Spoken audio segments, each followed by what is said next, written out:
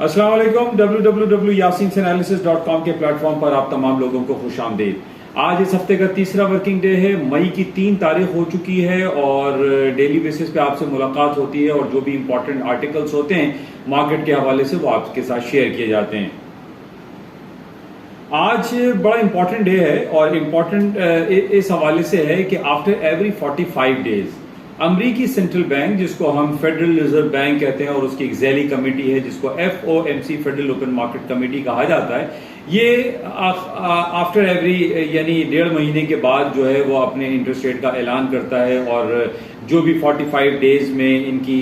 Economy policy के हवाले से जो पेशरफ्त होती है उसको डिस्कस किया जाता है। मिस्टर जर्मी पाल जो उनके चेयरमैन है सेंट्रल बैंक के, उनकी टेस्टिमनी भी होती है या उनकी प्रेस कॉन्फ्रेंस भी होती है, उनसे क्रॉस क्वेश्चनिंग भी की जाती है। तो ये बड़ा इंपॉर्टेंट डे होता है आफ्टर एवरी 45 डे। तो आज का दिन यानी बरोज बुध है और रात को पाकिस्तानी वक्त के मुताबिक 11 बजे ये ऐलान किया जाएगा कि क्या अमेरिका, जो कि पिछले तकरीबन साल 1.5 साल से अपने शरह सूद में मुस्तकिल बुनियादों पर इजाफा करता चला आ रहा है, कि आज भी वो इजाफा मुमकिन है। इसमें बहुत सारे सवालात उठ रहे हैं। इसमें सवालात इसलिए उठ रहे हैं कि पिछले 2 माह में हमने ये देखा कि अमेरिका के बड़े बड़े बैंक्स जो कि 10th लार्जेस्ट बैंक हैं या 16th लार्जेस्ट बैंक है, वो डिफॉल्ट होते चले जा रहे हैं। सबसे पहले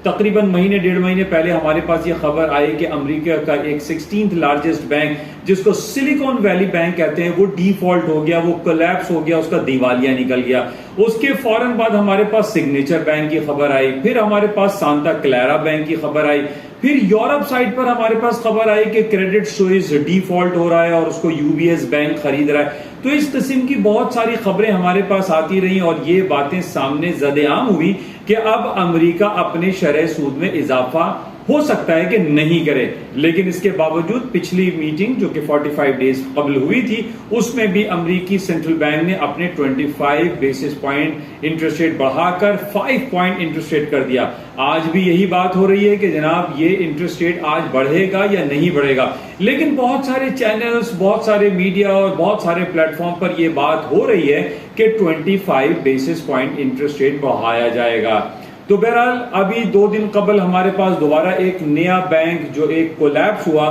फर्स्ट रिपब्लिक बैंक अमेरिका का एक बड़ा बैंक है जो कि 1985 में कयाम पजीर हुआ और तकरीबन 38 ईयर्स इसको हो चुके हैं। उसकी भी डिफॉल्ट दिवालिया होने की खबर हमारे सामने आ गई। तो ये एक बड़ा फियर फैक्टर लोगों के अंदर आया कि कहां मिस्टर जो बाइडेन, प्रेसिडेंट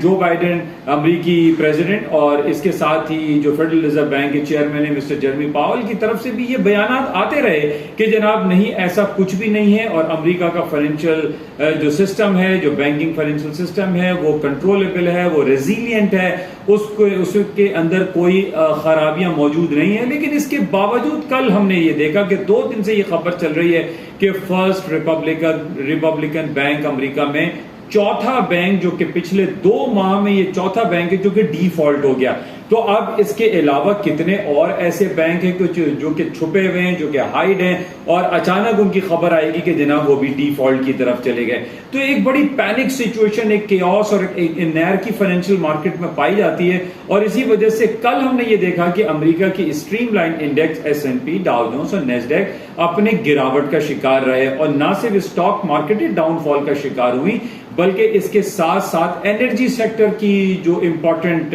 जो आर्टिकल्स हैं, जो इंपॉर्टेंट जो कमोडिटीज हैं, यानी क्रूड ऑयल है, ब्रेंट ऑयल है या गैसोलीन है, इन तमाम एनर्जी सेक्टर में बहुत ज्यादा तेजी से हमने देखा कि डाउनफॉल शुरू हो गया।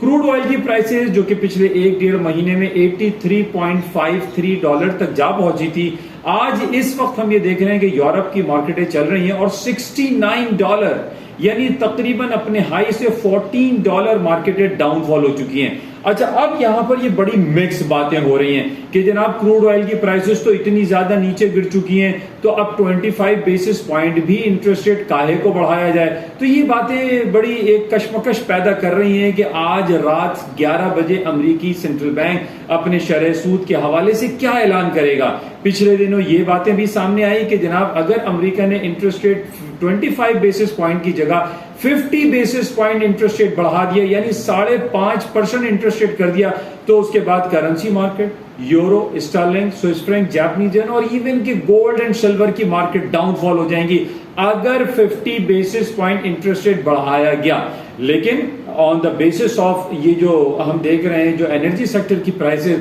बड़ी तेजी से डाउनफॉल का शिकार हो रही हैं, इन बेसिस पे ये कहना मुनासिब होगा कि महज 25 बेसिस पॉइंट ही इंटरेस्ट रेट बढ़ाया जाएगा।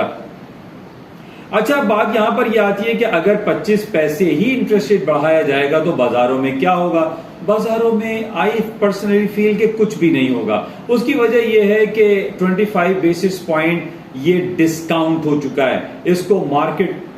जो है वो डाइजेस्ट कर चुकी है। तो 25 बेसिस पॉइंट इंटरेस्ट रेट बढ़ाने के बाद for the certain period of time market में थोड़ा सा उतार चढ़ाव तो आएगा, लेकिन कोई बहुत बड़ी रैली मुतवक्को नहीं दिखाई देती। वजह सिर्फ यही है कि क्रूड ऑयल की प्राइसेस डाउन साइड पे चल रहे हैं। अगर यही क्रूड ऑयल की प्राइसेस, ये एनर्जी सेक्टर के प्राइसेस अपने 2-3 महीने, 4 महीने, 6 महीने के हाईएस्ट लेवल पर होते, यानी क्रूड ऑयल अगर 85 और 90 डॉलर के लगभग चल रहा होता, तो हम ये कह सकते थे कि जनाब इंटरेस्ट रेट 25 बेसिस नहीं बल्कि 50 बेसिस पॉइंट बढ़ाया जाएगा। लेकिन ऐसी सूरत हाल फिलहाल हमें दिखाई नहीं दे रही। तो ये तो एक बात हो गई कि ये सारी बातें चल रही हैं कि इंटरेस्ट रेट के हवाले से आज क्या होगा। बहरहाल इंपॉर्टेंट डे है और इस पे हम सब की नजर रहनी चाहिए और अपने पोर्टफोलियो को हम बेहतर तौर पर मैनेज करें on the basis of these all खबरें और ये जो आर्टिकल्स हैं, जो भी जियोपॉलिटिकल सिचुएशन प्रिवेल करती हैं बाजारों में, इसके असरात बाजारों पर लाजमी तौर पर पड़ते हैं। तो बहरहाल इस हवाले से आज रात 11 बजे और फिर लेटर ऑन 11:30 बजे जो जर्मी पाल साहब खिताब फरमाएंगे, उस पे हम सब की निगाहें मरकूज होनी लाजमी हैं। तो ये इंपॉर्टेंट आपके साथ रहा। लेकिन जिस तरीके से हम अदर आइटम देख रहे हैं, करेंसी मार्केट आज की जो सुबह से एशियन मार्केट चल रही है, इसमें कोई बहुत बड़ी मार्केट में रैली मूव दिखाई नहीं दे रही। कल 2-3 दिन पहले भी मैंने आपसे एक ट्रेड रिकमेंडेशन दी थी कि जापानीज येन को बाय करना चाहिए। जापानीज येन जो कि कल इसने 137.77 का हाई किया था, आज 135.90 तक मार्केट डाउनफॉल हो गई है। यानी Japanese yen against US dollar strong हो रहा है। तो ये कुछ टेक्निकलिटीज होती हैं, कुछ खबरें होती हैं जिन बेसिस पे आपको रिकमेंडेशन भी दी जाती है और उस रिकमेंडेशन को आप अगर फॉलो करें तो बेहतर नताइज हासिल कर सकते हैं। इसी तरीके से सोने की और चांदी की कीमतों की अगर हम बात करते हैं तो सोने और चांदी की कीमतों में मैं काफी अरसे से अपने डिफरेंट प्लेटफॉर्म पर आप तमाम लोगों से ये गुजारिश करता चला आ रहा हूं कि स्पॉट कैश गोल्ड 1970 और future June contract 1980 is a very important crucial supporting levels हैं और इनके नीचे के स्टॉप्स प्लेस करके आप चाहे कैश मार्केट में बाय करें या आप जून कॉन्ट्रैक्ट परचेज करें, आपके स्टॉप, आपके जो रिस्क रेशो है वो जरूर लगे हुए होने चाहिए। और इसके बाद ही हम ये देख रहे हैं कि 3-4 दिनों से, हफ्ते 10 दिन से मार्केट 1984-85 के बैरियर को या नीचे सपोर्ट को नहीं तोड़ पा रही है और अचानक हम देखते हैं कि सोने की कीमतों में तेजी आ जाती है।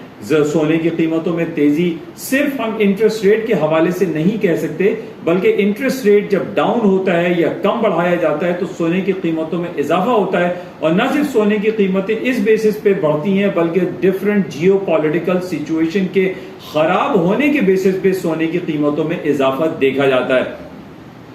अब पिछले काफी दिनों से हम यूक्रेन और रूस का तो तकरीबन 1 साल, 1.25 साल से ये मामला देख ही रहे हैं, लेकिन इसके साथ ही जो इसराइल, फलस्तीन, सीरिया और रूस से जो डिफरेंट ताल्लुकात खराब होते चले जा रहे हैं यूरोपियन ममालिक के, इन बेसिस पे भी सोने की कीमतों में इजाफे के इम्कानात ही रहते हैं। और आज हम यही देख रहे हैं कि सोना तकरीबन $2030 जून कॉन्ट्रैक्ट और $2020